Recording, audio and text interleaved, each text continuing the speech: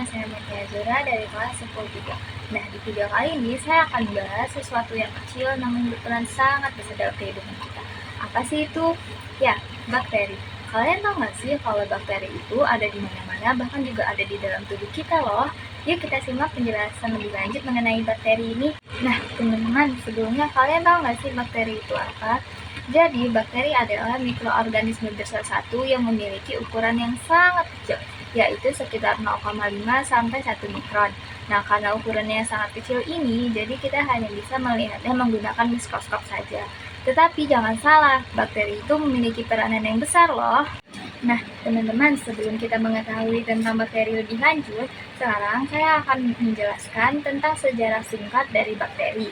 Dimulai pada tahun 1676, seorang ilmuwan bernama Anthony van Leeuwenhoek menemukan bakteri menggunakan mikroskop sederhana. Lalu pada abad ke-19, Louis Pasteur dan Robert Koch membuktikan bahwa bakteri penyebab penyakit dan fermentasi. Dan di tahun 1928, Alexander Fleming menemukan penisilin sebagai antibiotik pertama untuk mencegah bakteri. Dan di tahun 1977, Carl Woese mengklasifikasi bakteri sebagai salah satu dari 3 domain kehidupan. Dan kini bakteri dikenal sebagai organisme penting dalam bidang pangan, industri, kesehatan, dan ekologi, meskipun beberapa di antara mereka menyebabkan penyakit. Oke, sekarang kita masuk ke dalam pembelajaran selanjutnya, yaitu ciri-ciri dari bakteri. Yang pertama, bakteri disebut sebagai mikroorganisme. Lalu yang kedua, bakteri itu bersifat uniseluler. Jadi, bakteri hanya memiliki satu sel saja. Tetapi, walaupun dia hanya memiliki satu sel saja, dia bisa melakukan semua fungsi kehidupan, seperti makan, tumbuh, dan berkembang biak. Lalu yang ketiga, bakteri itu memiliki ukuran yang sangat kecil, yaitu sekitar 0,5 sampai 1 mikron dengan panjang 1 sampai 20 mikron. Nah, karena ukurannya yang sangat kecil ini, jadi kita hanya bisa melihatnya menggunakan mikroskop saja. Lalu yang keempat, bakteri itu memiliki membran inti yang disebut sebagai prokariotik. Dan yang kelima, bakteri itu hidup hampir di semua tempat di bumi, dari lingkungan ekstrim hingga tubuh manusia.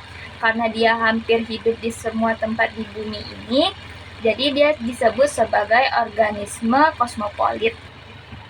Oke, teman-teman, setelah tadi kita mempelajari tentang ciri-ciri dari bakteri, sekarang kita akan mempelajari tentang struktur dari bakteri. Bisa kalian lihat gambar yang ada di sini? Nah, saya akan menjelaskan satu-satu ya. Dari yang pertama, itu ada kapsul.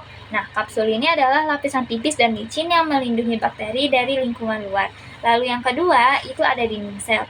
Jadi, dinding sel ini lapisan yang melindungi dan memberi bentuk dan terbuat dari peptidoglikan. Dan yang ketiga, itu ada membran plasma. Jadi, membran plasma adalah potongan melingkar DNA yang berisi informasi genetik yang mengatur keluar masuknya zat. Lalu yang keempat, itu ada sitoplasma. Nah, sitoplasma ini zat seperti jeli yang mengandung materi genetik dan ribosom dan tempat berlangsungnya reaksi kimia. Lalu yang kelima, itu ada nukleoid, yaitu massa seperti benang yang berisi informasi genetik dalam satu lingkar DNA. Lalu yang keenam, itu ada ribosom. Ribosom adalah partikel kompleks yang terdiri dari butiran kaya RNA dan berfungsi untuk membuat protein. Lalu yang ketujuh, itu ada flagela. Nah, flagela ini struktur seperti ekor atau cambuk yang membantu untuk bergerak. Lalu yang ke-8 dan yang terakhir, itu adalah pili. Pili adalah pelengkap seperti rambut yang membantu bakteri menempel pada permukaan dan mentransfer materi genetik.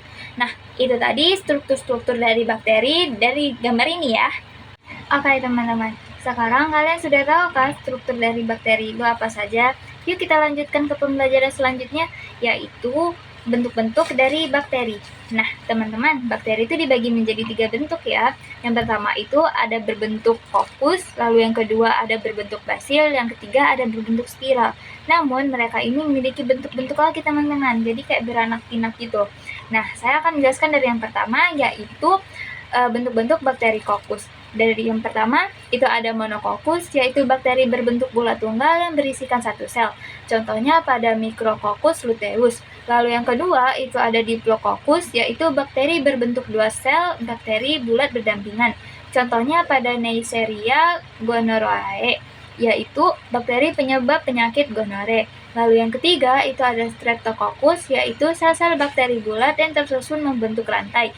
Contohnya pada Streptococcus pyogenes, yaitu bakteri penyebab radang tenggorokan. Lalu yang keempat, itu ada Tetracoccus, yaitu 4 sel bakteri bulat yang tersusun seperti bujur sangkar. Contohnya pada Micrococcus tetragena. Lalu yang kelima, itu ada Sargina, yaitu 8 sel bakteri bulat yang tersusun dalam bentuk kubus. Contohnya pada Sargina ventriculi. Lalu yang keenam, itu ada Staphylococcus, yaitu sel-sel bakteri bulat yang berkumpul membentuk gagasan seperti anggur. Contohnya pada Staphylococcus aureus atau bakteri penyebab penyakit infeksi kulit. Nah, bakteri kokus ini dapat membentuk berbagai pola susunan dari tunggal hingga gugusan, tergantung pada cara mereka membelah dan tetap melekat satu sama lain. Lalu yang kedua, itu ada bentuk-bentuk dari bakteri basil. Dari yang pertama, itu ada monobasil, yaitu bakteri bentuk batang tunggal atau memiliki satu sel.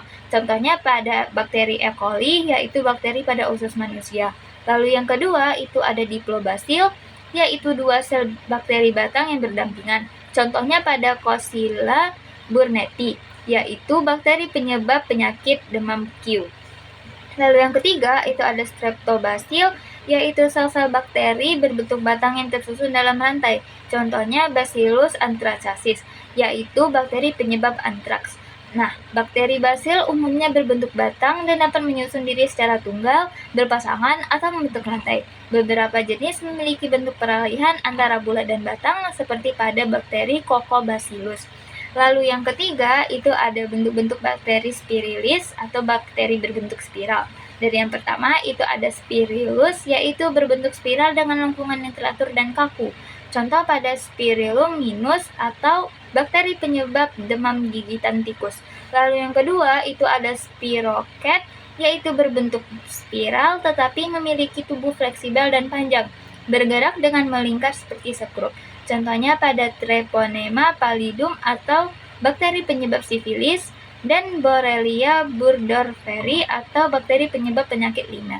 Lalu yang ketiga, itu ada Vibrio, yaitu bentuknya menyerupai tanda koma atau bulan sabit atau hanya setengah spiral. Contohnya pada Vibrio cholerae atau penyebab penyakit kolera. Nah, bakteri berbentuk spiralis ini memiliki bentuk unik, teman-teman. Dari spiral penuh, lentur, hingga setengah spiral seperti koma. Bentuk-bentuk ini membantu mereka bergerak dan beradaptasi di lingkungan tertentu. Oke teman-teman, sekarang kita akan melanjutkan ke materi selanjutnya, yaitu reproduksi dari bakteri. Nah teman-teman, reproduksi dari bakteri itu ada 2 cara teman-teman, yaitu reproduksi secara aseksual dan reproduksi secara seksual. Nah jadi reproduksi secara aseksual ini melalui pembelahan binar teman-teman, yang dimana dilakukan 4 tahapan. Dari yang pertama itu DNA mengganda, lalu yang kedua selnya memanjang, dan yang ketiga dinding pemisah terbentuk, lalu yang keempat sel membelah menjadi 2 sel anak identik. Nah, untuk reproduksi secara seksual teman-teman itu ada 3. Yang pertama itu ada konjugasi, yaitu bakteri mentransfer DNA melalui pilus ke bakteri lain. Lalu yang kedua itu ada transformasi, yaitu bakteri mengambil DNA dari lingkungan.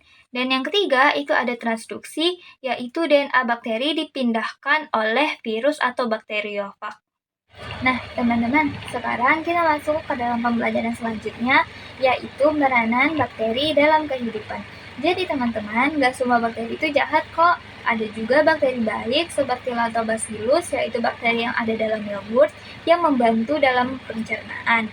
Lalu ada juga Rhizobium, bakteri baik yang ada di akar tanaman yang membantu dalam menyuburkan tanah. Tetapi ada juga bakteri jahat seperti Mycobacterium tuberculosis, yaitu bakteri penyebab TBC, dan bakteri pembusuk makanan yang menyebabkan makanan cepat basi. Nah, teman-teman, setelah tadi kita mempelajari tentang bakteri, gimana sih caranya agar kita bisa mencegah penyakit dari bakteri? Yang pertama, kalian harus rajin cuci tangan menggunakan sabun. Lalu yang kedua, pastikan masak makanan hingga matang. Dan yang ketiga, selalu menjaga kebersihan. Dan keempat, tentunya vaksinasi. Ingat ya teman-teman, kalau kata peribahasa, lebih baik mencegah daripada mengobati. Nah, jadi walaupun bakteri itu kecil, namun dia memiliki dampak yang sangat besar bagi kehidupan kita, baik yang positif maupun yang negatif. Untuk itu, mulai sekarang, yuk lebih jaga kesehatan dan lingkungan kita agar kita terhindar dari bakteri jahat. Terima kasih sudah menonton video saya. Mohon maaf apabila ada salah kata maupun pengucapan. Saya pamit undur diri. Dadah!